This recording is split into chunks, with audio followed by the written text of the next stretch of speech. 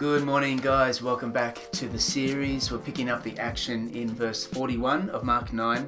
I tell you the truth, anyone who gives you a cup of water in my name because you belong to Christ will certainly not lose his reward. Jesus is talking about those who are on the same team, those who are sent to help us in our walk with him. Then he goes on to warn against those who are on the opposite team or anything that seeks to bring harm to those who are following Christ. And he's got some pretty serious words as he issues these warnings. If anyone causes one of these little ones who believe in me to sin, it would be better for him to be thrown into the sea with a large millstone tied around his neck. He's not mincing words here. This is serious stuff. It gets even more full on. If your hand causes you to sin, cut it off. If your foot causes you to sin, cut it off. If your eye causes you to sin, pluck it out. It's better for you to enter life maimed or crippled than have 2 feet or 2 hands and 2 eyes and be thrown into hell. And with these words, Jesus isn't speaking literally. Jesus does not advocate self-harming or self-mutilation. He's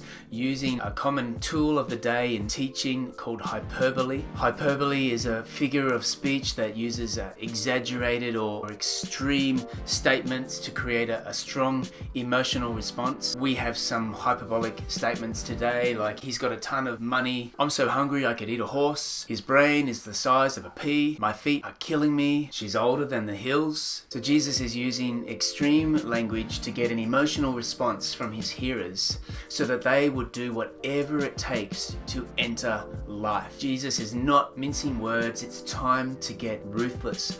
On the one hand, he's advocating those who help spread the gospel even by giving a cup of cold water, as opposed to those who seek to bring harm to the gospel. And he says, anything that comes between you and living for the kingdom of God, cut it off, get it out of your life, get ruthless so that you may enter life. And towards the end of these words, he says some interesting things. He says, talking about judgment and punishment, where their worm does not die and the fire is not quenched. Almost Shakespearean in its style. But Jesus is actually quoting from the book of Isaiah, the very final verse, Isaiah 66 verse 24, where Isaiah is painting a picture of the new heaven and the new earth that God will one day create. It's a picture full of life and promise and eternity, but within it is also very dire consequences for those who choose death. And I don't believe it's any mistake that Jesus includes this quote from Isaiah as he presents life to his followers.